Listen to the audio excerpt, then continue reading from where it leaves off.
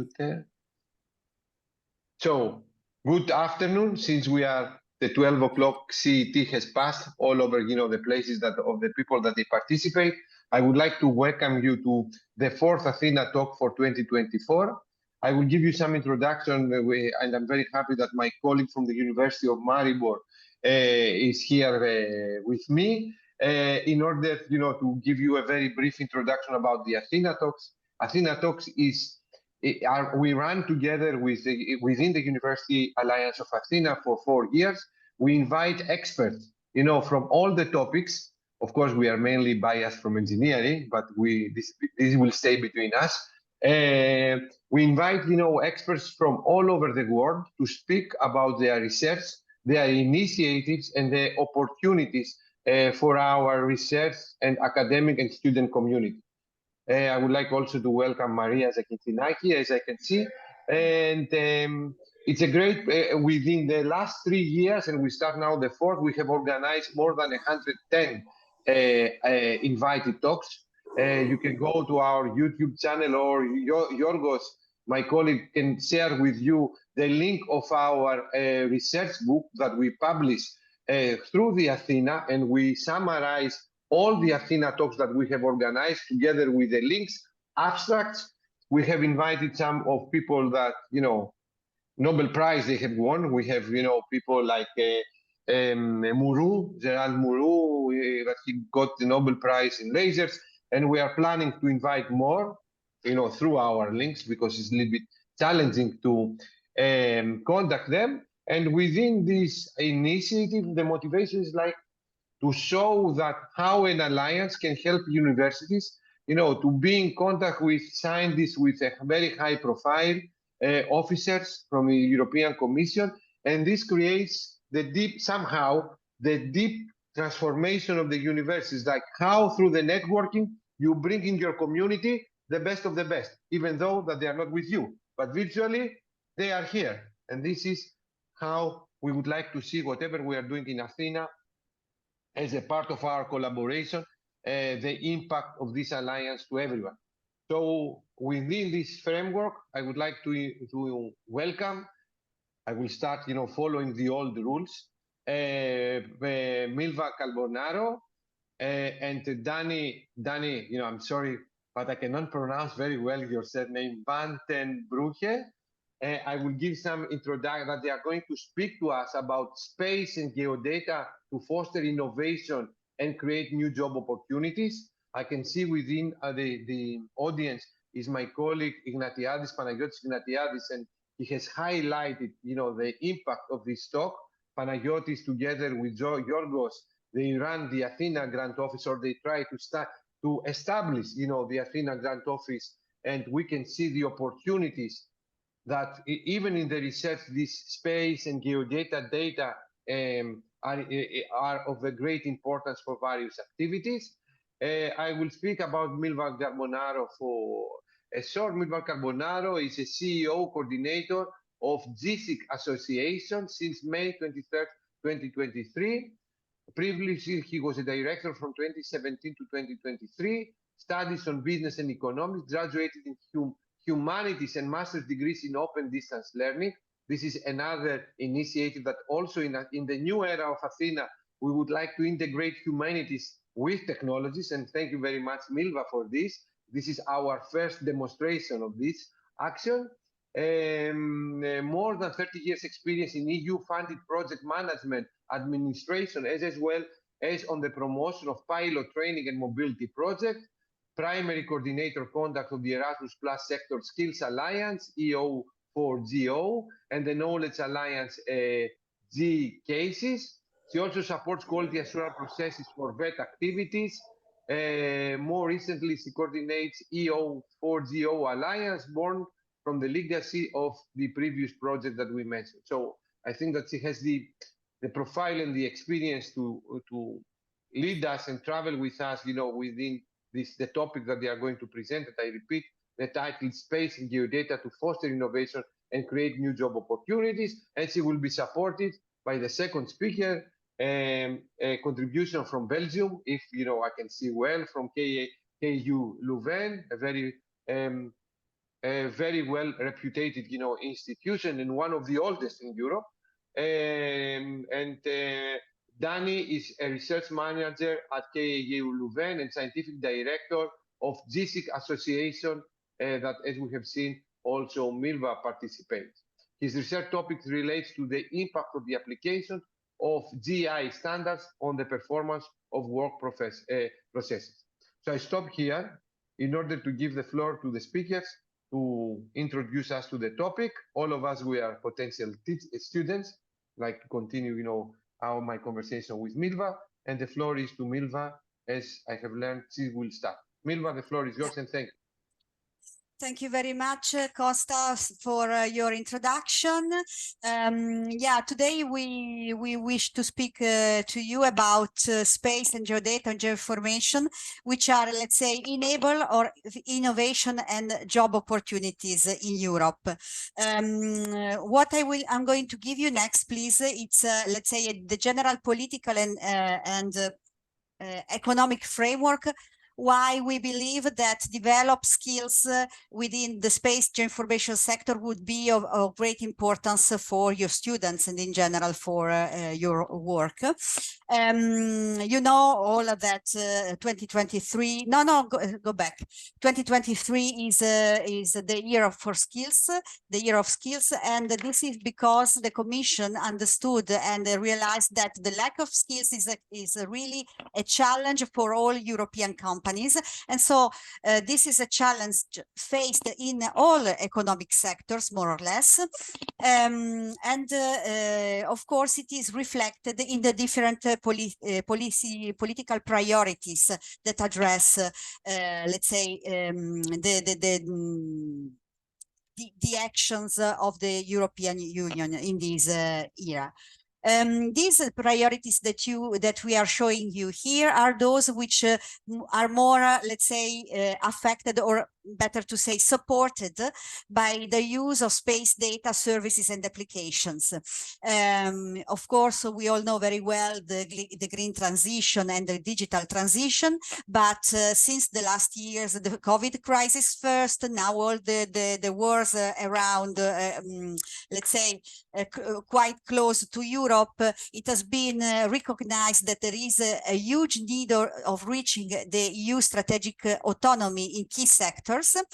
And to do that, it is considered of great importance that the uptake from final users and from the society in general of the use of space data services and applications. And by the way, in her State of the Union address this year, still the President Ursula von der Leyen announced they are working in the definition of a EU strategy on space data. So you see how this is considered important from the Commission point of view. This is needed also for to support the policies in terms of security and defense. And of course, we can't forget the main pillars of social rights, and in all activities, equal opportunities and inclusiveness should be enhanced. So to face all these priorities, new skill sets are needed. So if we go to the next slide, we can see also that this paramount importance of skills is underlined in Article 6 of the EU space program for the current program in 2021-2027. You can see here in Article 6 that to support an innovative and competitive Union space program, it is really needed to enhance the provision of education and training activities towards the different actors, so professionals, students, graduates, and of course entrepreneurs. Also putting all the different initiatives in synergy, also at the national and regional level for the development of advanced skills. And this is exactly the purpose of the partnership, by the way, I was mentioning before we started with our exchanges with Costas and so on. Related to this political framework, I would like now to give you a bit of information regarding the state of health, let's say, of the industry in this particular sector, because this is particularly important to understand really the potential for economic growth, so to boost entrepreneurship towards your students, for instance, and of course, connected to this, the importance for employment, to increase the employment rate, the job opportunities available. If you can go in the next slide, please, we can see in this particular, these figures are mostly related to one specific subsector, let's call it like this, of the space program, which is the one specifically related to Earth observation and addressed, for instance, by the Copernicus program. Every year, the European Association of Remote Sensing Companies, ERSC, perform a survey towards companies working in the Earth observation sector. You can see here the numbers of the company interviewed, their employees, the revenues they have, and so on. And you can see here, which is particularly important, the growth rate they have over the last 5 years, which is quite significant, 7.5%. You can see on the right side of the slide the companies in the sample considered, their distribution among countries. It is not a surprise that the first countries are those that traditionally are more active since years in the space sector. And you see that an effort is needed to have the space data and services and application used more also in other countries. Let me check where is Portugal. It's not that bad, but could be better, for instance. Okay, in the next slide, we see graphics regarding the employment perspective, still, let's say, derived from the Earth survey towards companies in Earth observation sector. And you can see that both in 2022 and now in 2023, the companies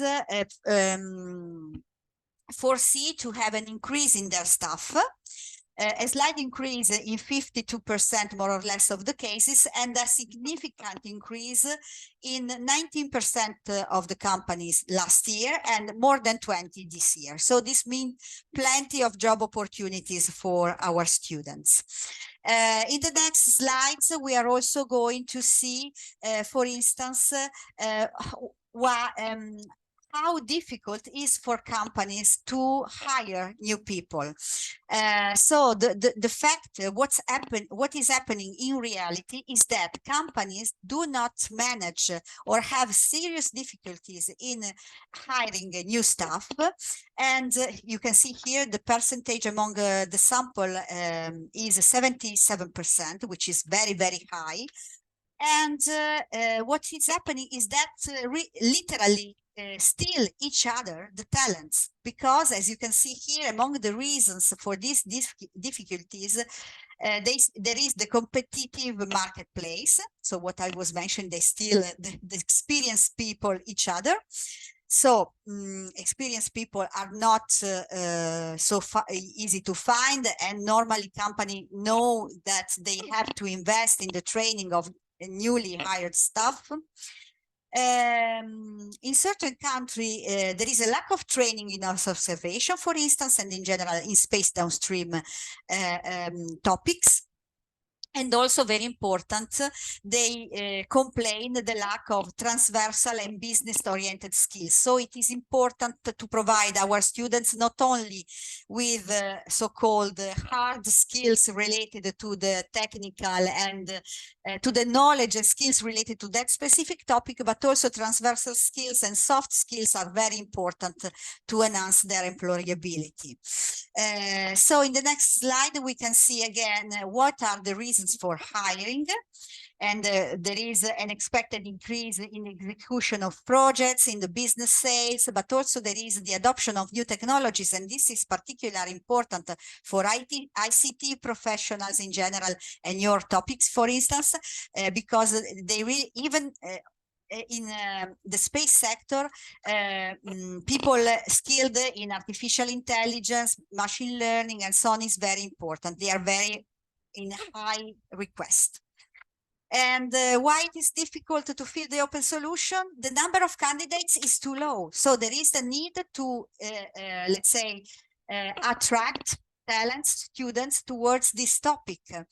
And not only in ICT or space-related, let's say, domain, but also in other vertical domains, because space data services and application, as Danny will explain better in a moment, are, let's say, at the service of the different sector. Could be cultural, could be tourism, could be automotive, could be construction, could be energy. I can go on in this exemplification. Lastly, I would like to give you some figures.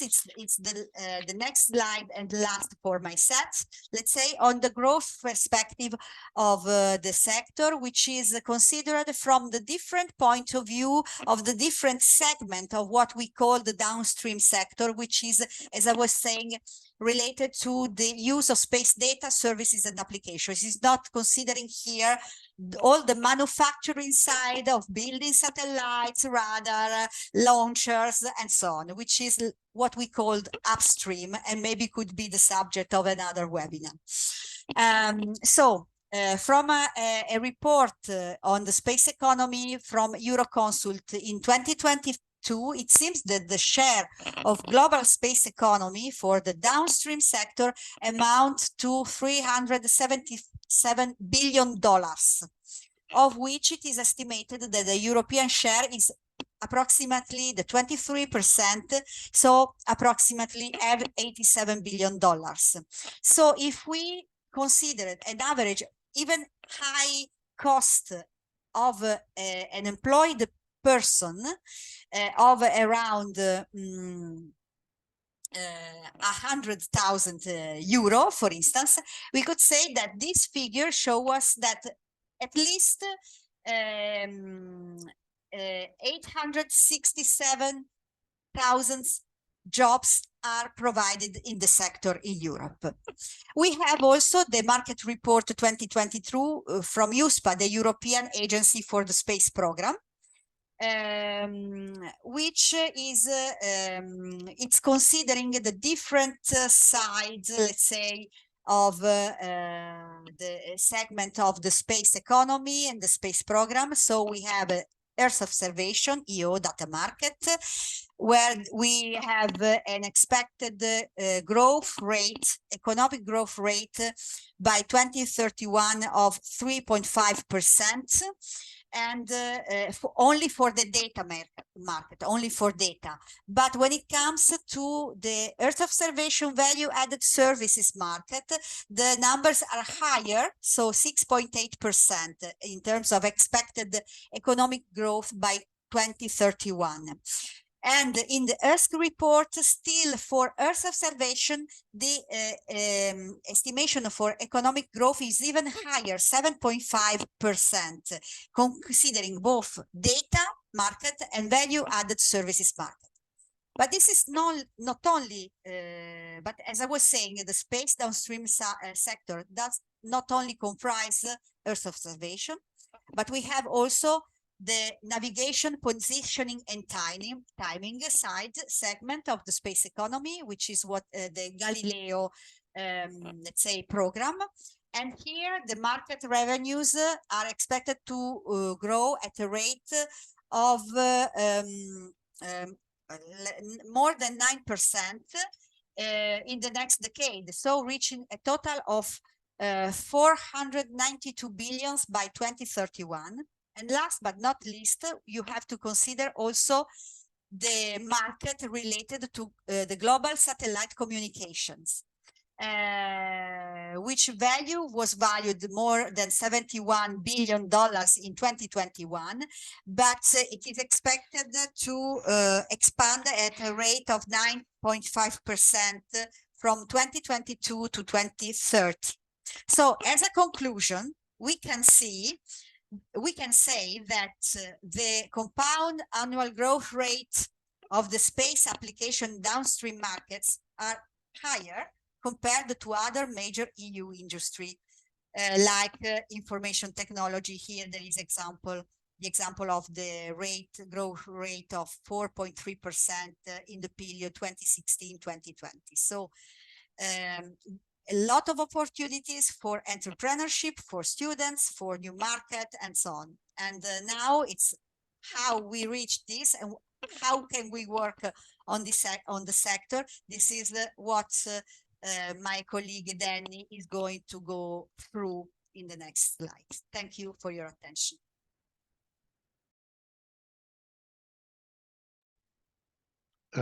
Thank you, Milva. So I will dive a little bit deeper in what the sector exactly entails. So how should you understand the space and geoinformation sector? I start with this slide to explain that the space geoinformation sector is quite a vast domain. So it is also interconnected with other domains, other sciences, other technologies. So it's not a thing in isolation for different reasons. We have in one of the previous projects tried to create a common language, not only for scientific purposes, but also for educational purposes, also for business purposes. We call it our body of knowledge on geographic information and Earth observation, which we will further expand, including also SATCOM and PNT subsectors, and even connected to other sectors. This body of knowledge, or this common language, let's say, is providing a perspective from the scientific, the technology, and the application perspective. Sciences, there is connection to many other sciences. The blue ones at the left, sometimes very logic, like the link to informatics is very clear, or statistics, mathematics. There is a lot of mathematics, but even philosophy, psychology. I will give one example. One of the application domains is to understand in the geospatial field, for example, how people behave in traffic. So how do they look at traffic situations on the roads, especially, for example, how children look at the cars and the other bikes and the pedestrians and so on. And so this is an aspect of physical behavior, but it's also an aspect how the psychology is working and how people are behaving. So there is a lot of interesting projects ongoing in research to model, taking into account psychology, how people behave in the space, but space not in the higher atmosphere, but rather on the ground, so on the Earth. Of course, there are also a lot of interconnected technologies, information science, but also geography, geology, engineering, space technology per se is also relevant, etc. So there's everywhere 3 dots because there is no single, it's not fixed boundary. We connect to many different technologies as well. And then more importantly even is that all the technologies and the data and the services are applied in different areas.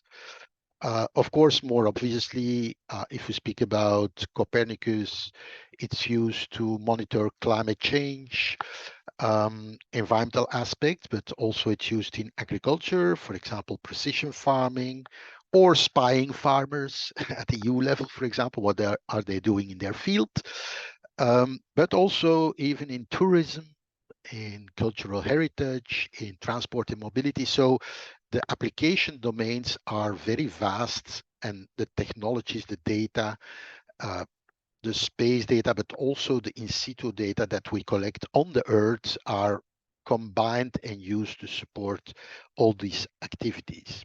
So that's quite important. And in previous projects and also in in the future, we will maintain this body of knowledge because it defines all the concepts, theories, methodologies, technologies, applications, describe it in a systematic way, and especially also provides the link between the different concepts. If we speak about space, if you don't know about it, of course, you know all about all these satellites surrounding our Earth. They're all in orbit, as we call it. So they have a kind of fixed path and then they take pictures. This is the example of Sentinel-2. It's one of the Sentinels of Copernicus. And then with that, they provide images and data, sending it to Earth, and scientists and other people can then process the data, use the data to have answers on certain particular questions. So of course, ESA, as European Space Agency, is involved, but also in other continents, you have NASA and other space agencies and other organizations doing this type of work. There is a lot of Copernicus data focusing more on Earth observation. You will hear sometimes about Sentinels and a number. They have been launched since almost 10 years now, more or less, a little bit more, I think.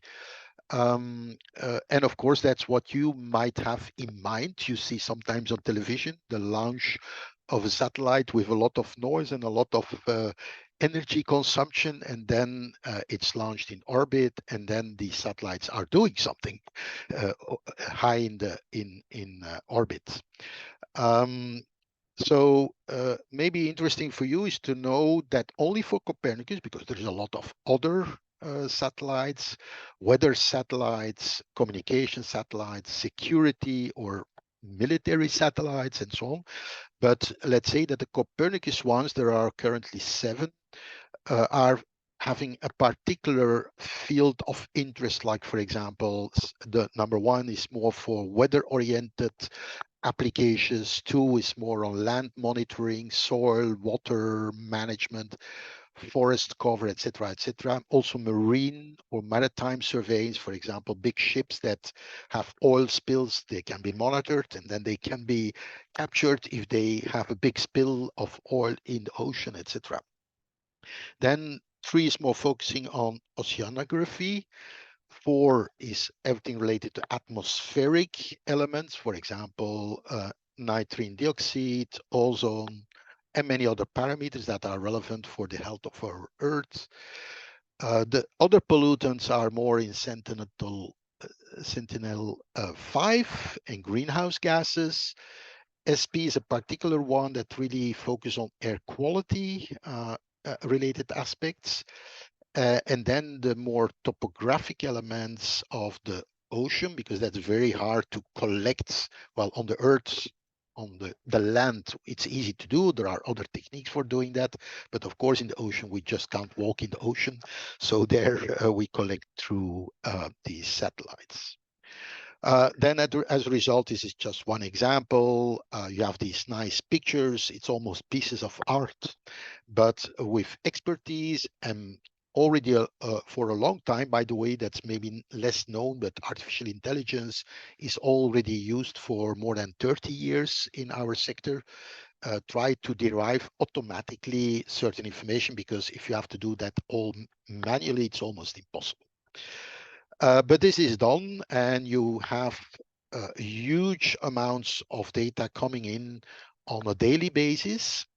But of course, there are new developments, and it's not only the initiatives at the EU level, but there is a lot of data from the Chinese, the Russians, India, the Middle East, and now even in African countries are launching satellites. Even universities, single universities, are launching small sats. You have mega constellations, you have the private sector. Everyone knows SpaceX, of course, of Musk. It's commercial, but so it's full of satellites there doing specific things. Not everything is for the same purpose, unfortunately, but it's quite crowded up there, but it's delivering huge amounts of data, while 20 years ago, you had to wait for a cycle to get some data. Now you have terabytes almost every hour of data. So big data, for example, a real big issue for our sector. This is a slide explaining a little bit on space, the value chain, as we call it, and explaining also a little bit the different parts. You have to the left of this slide, you see you have on the ground, on Earth, a lot of activities because you can't do it only in space. You have ground stations, you have telescopes to monitor satellites, to monitor debris, etc., etc. You have, of course, the operators that operate satellites. You have launchers that support satellites to go in orbit and then do something there. But then you have all the you have the data sector, all these data. You have resellers. You have those that make applications with it, etc., etc. So, and the idea of the downstream value chain is that you work together. You have an infrastructure. You create services in.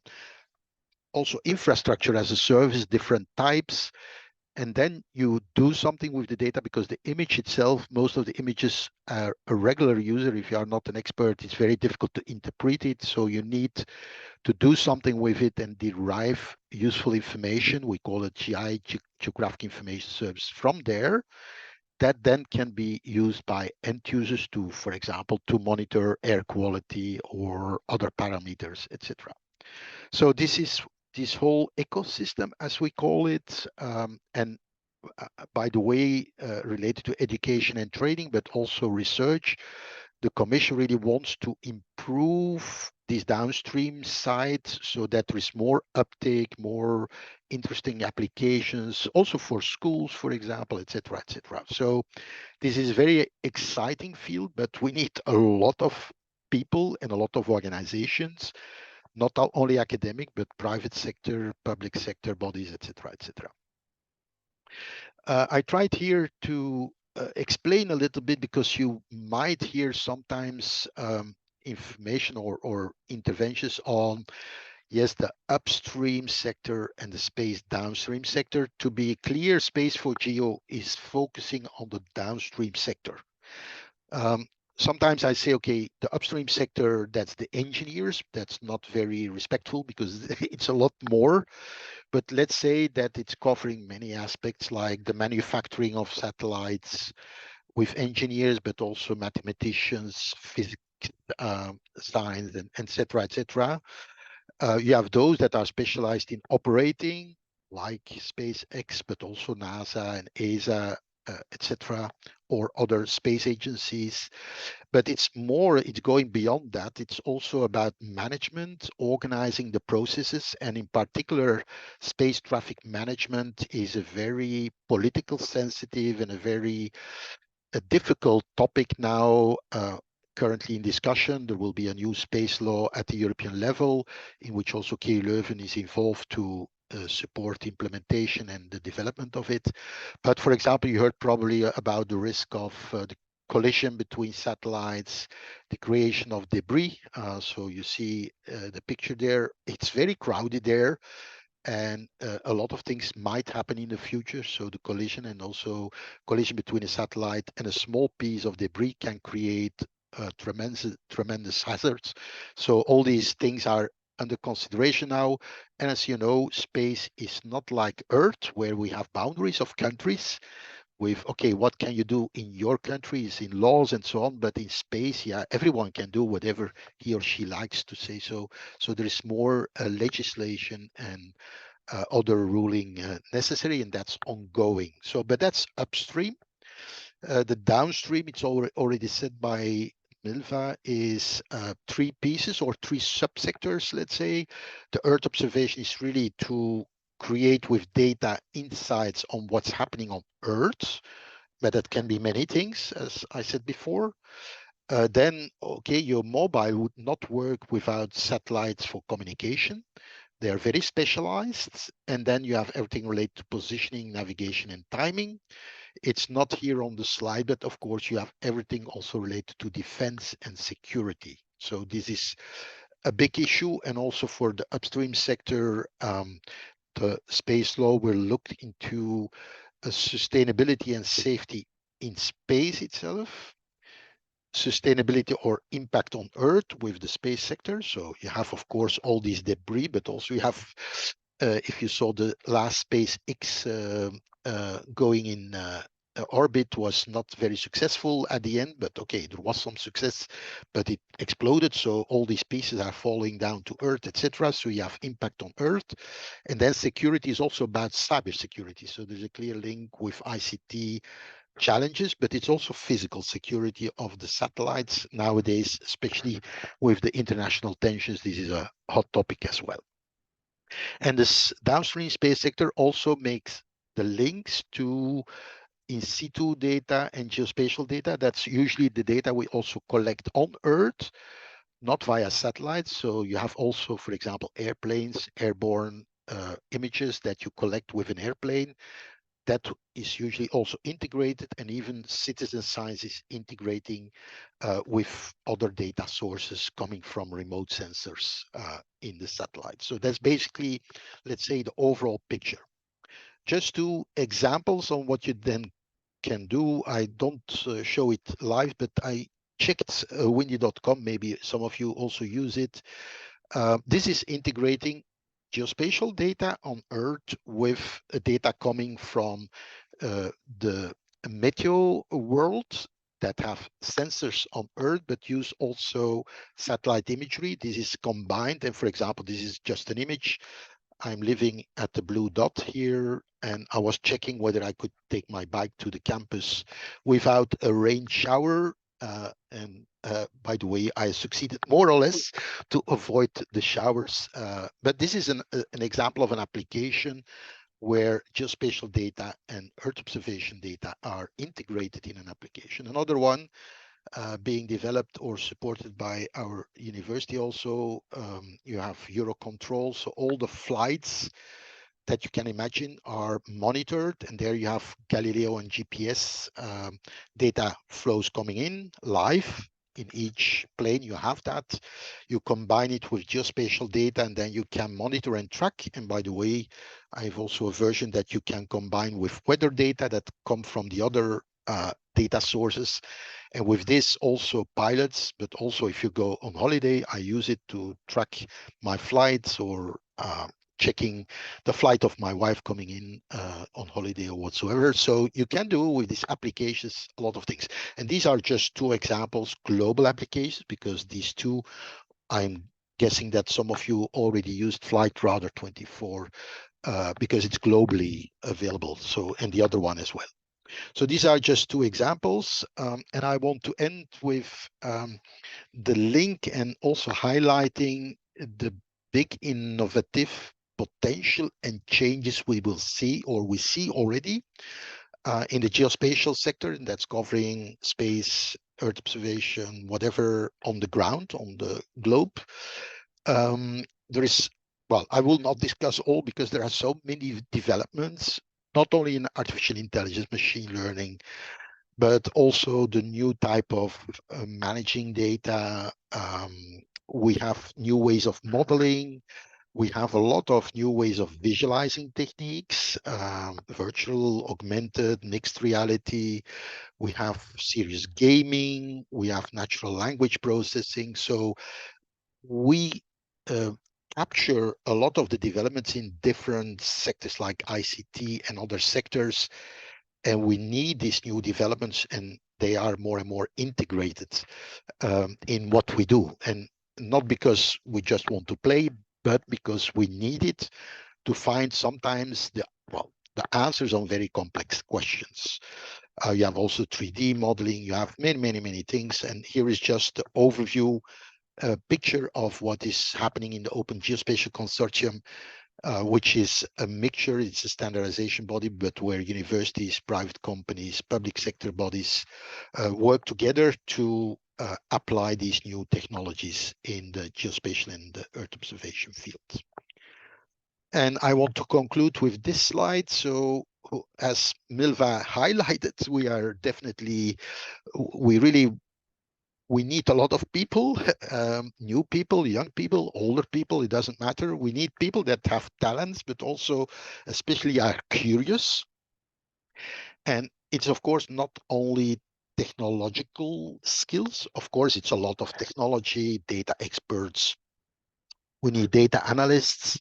We need application developers, computer scientists, system engineers, but we need also people that can think about the problem and translate the problem in a process in which research and more operational steps and activities are taking place. So business analysts, problem solvers, I call them, but many more, because we will also in the spacesuit Erasmus Plus Blueprint project that will start early next year, we will start to define what we call occupational profiles, for which we will then develop training materials, in different formats and through different channels.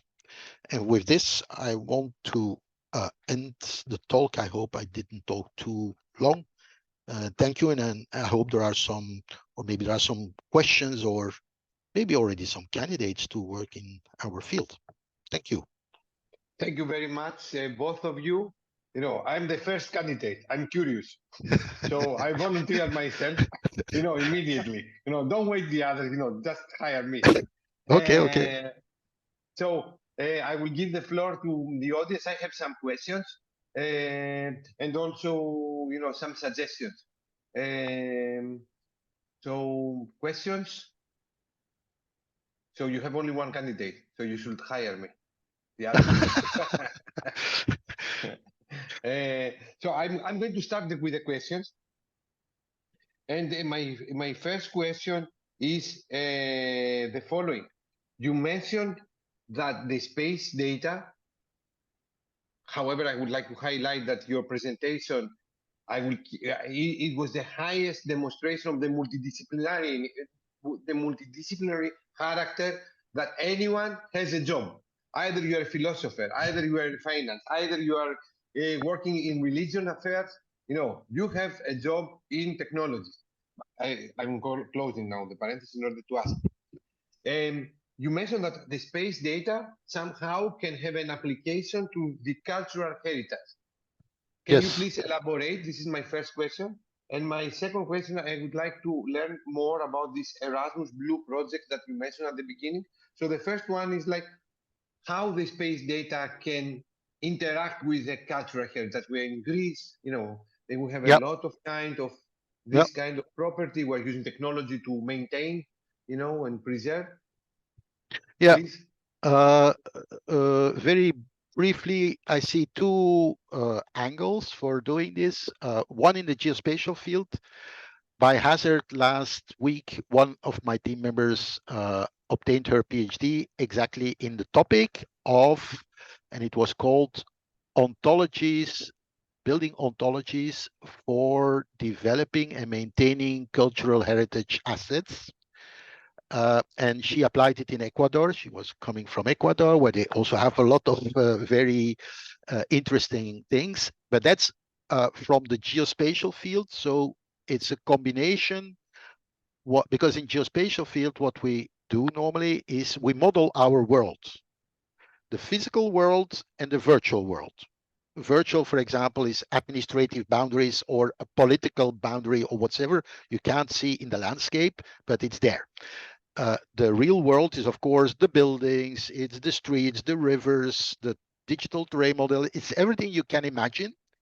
And that, of course, includes also historical buildings, but also future constructs. So that's why we are interested in augmented and virtual reality, because in urban and spatial planning, for example, we want to take into account the historical settings and assets, but also how things could change in an urban or another area. So geospatial technology is used already a lot to maintain, visualize, and also, for example, a typical application is for tourists to find and query about exactly temples or other historical buildings, etc., etc. In space is used more and more. And by the way, if you are interested to know more about geography, geospatial space, and you do not want really to become all or to know all these technical aspects, National Geographic is a very good source. And there have been very interesting articles on how you can use space technology and the data to even discover not known cultural heritage assets.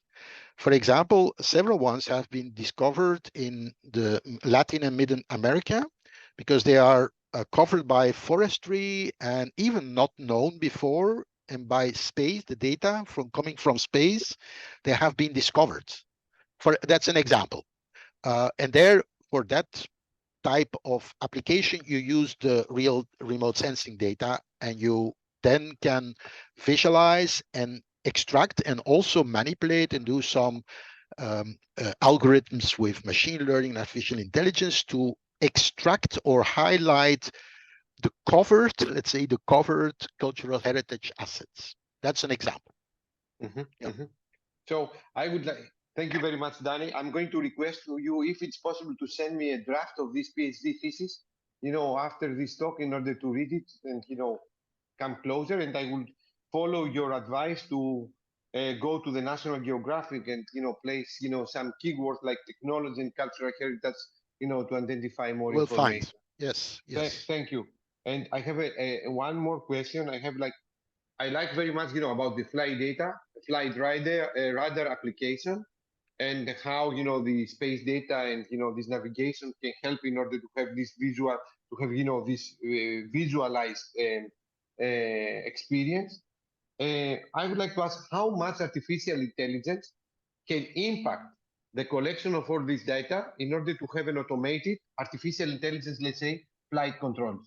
So we don't need, the flight controllers, so many. We're going to have supervisors that, artificial intelligence will control, but also invent some pathways that the humans, they cannot, realize. Yeah, that's a complicated question because I'm only aware, because we did a project on that, how it is used for the data, automatic data processing. I will give that example. I know, though, that the engineering people are trying to look into this because, of course, the difficult thing of space is that it's far from here. You can't just walk out of your office and go and visit space. It's not working like this. It's far away. And also, by the way, all of you might have heard or know about digital twins. The first digital twin was built by NASA 40 years ago because you can't just say, okay, I am going quickly to the moon to collect some data and to present it. No, you collect images and you build a kind of digital version of the moon, how the moon looks like, and the same is done by Mars. But that's more to collect information, and you need to put intelligence in the way the satellites and especially the sensors in the satellites are working. That's already done, but to be honest, I'm not an engineer, so I don't know the details. I know that other departments in KU Leuven are involved in Copernicus satellites. Even recently, in one of the last satellites, there are 3 components built by KU Leuven. But I know it's happening, but how exactly it's working in the satellites and in the communication between satellites and the satellite system itself, I've, to be honest, no clue. Regarding artificial intelligence in the data, I will provide one example, very practical, which was, unfortunately, we don't have very detailed papers on this because it was also very sensitive. You know, SATCEN is one of the EU agencies, and SATCEN it's situated in Madrid, and they're responsible for border control and all these things. Yeah, and they're using a lot of satellite data to monitor what is happening. And also there is a link to security, of course, and so on. And one of the questions of them was, is it possible, because they know that, for example, human trafficking between, for example, Africa and Middle East and Europe is happening using particular devices, special cars, trucks, small boats, etc. And then, by the way, the idea was, can we monitor, can we discover the flows, the human trafficking flows using satellite imagery? And then we had another department at KU Leuven focusing on artificial intelligence. They had some algorithms. It was adopted or adapted rather to try to do exactly this, because you can't do this manually. There are so many flows of boats and vehicles, and that was done, and that was seemed to be possible. So we found an algorithm. It's already integrated in software of a company to do similar things. And there, that is really done with artificial intelligence and machine learning. So you learn how certain objects of which you know it's this type of boats and vehicles can be discovered automatically rather than manually or with a lot of interpretation. Of course, there is always some noise or bias, but that could be relatively easily solved. And that's an example of a new application. And by the way, Copernicus data were not useful for these because the resolution was not good enough. So we had to take commercial data provided by commercial data providers that manage also certain satellites. But there is a lot possible.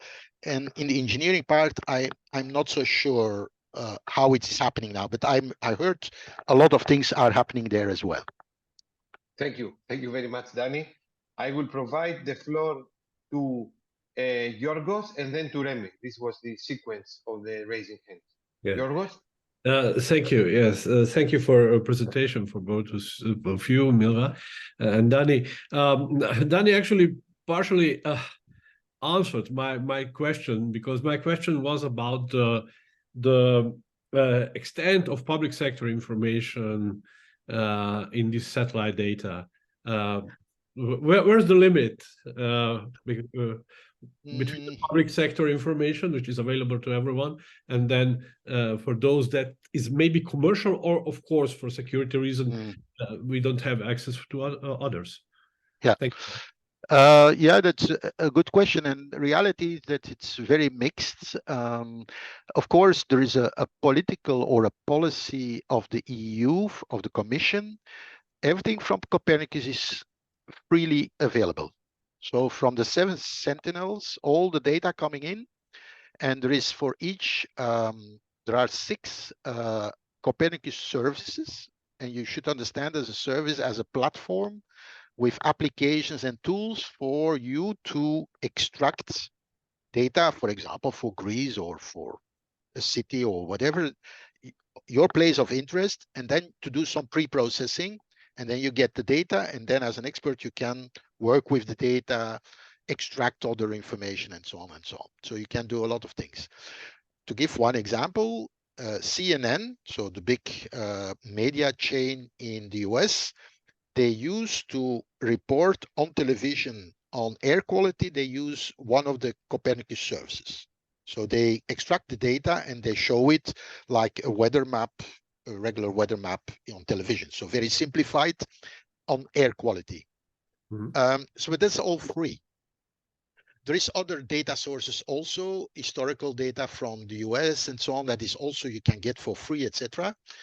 And then other data sets or even public sector bodies charge still for some data.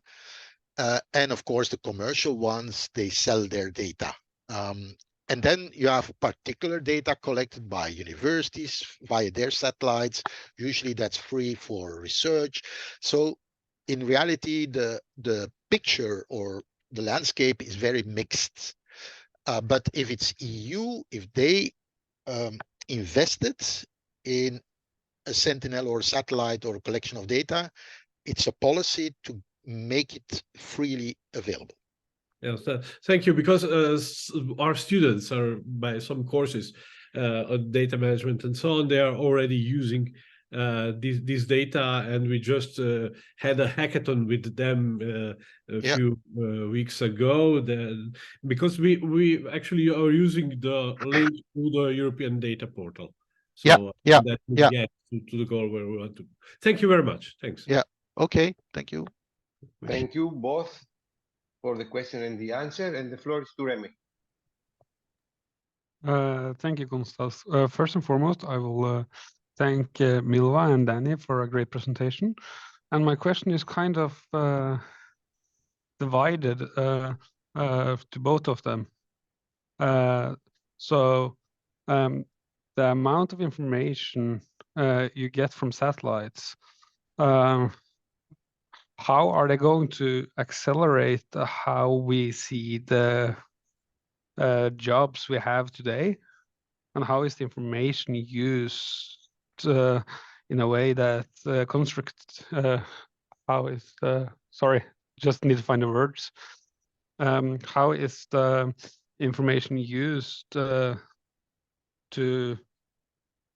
shape the industries around the globe? Yeah. Shall I start, Milva? Maybe you can add also, or do you want to start?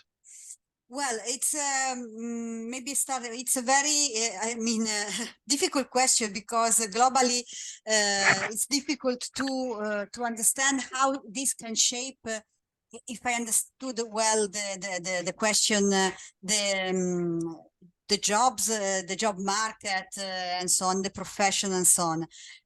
What I have to say is that in all the findings of the survey we made those in previous projects, and we are other projects, twin projects are still running right now, is that yes, we need people needs so-called hard skills, so they need knowledge on the different fields, the different application fields which can take benefit from the space data, but they also need knowledge on how they can use the data and to derive information useful for them in their job. But what is also evident and seems kind of trivial aspect, but is true, is that you can't, of course, we monitor the trending, the trending picture of occupation in the field, which is, as we were mentioning, is in a way horizontal to all the vertical sectors, and which is also very much affected by the mega trends, which are also the same in the ICT in general field, with artificial intelligence, machine learning, and so on.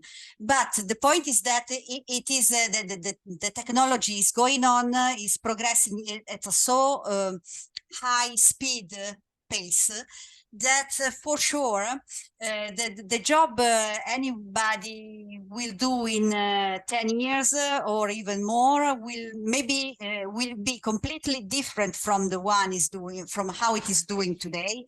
And in a way you can't really perfectly imagine at the moment, and probably there will be a lot of job which doesn't yet exist, no? So this is the way the technology is expected to affect the labor market, and what it is of paramount importance for employability of people, and to, let's say, be prepared for these huge changes, is to have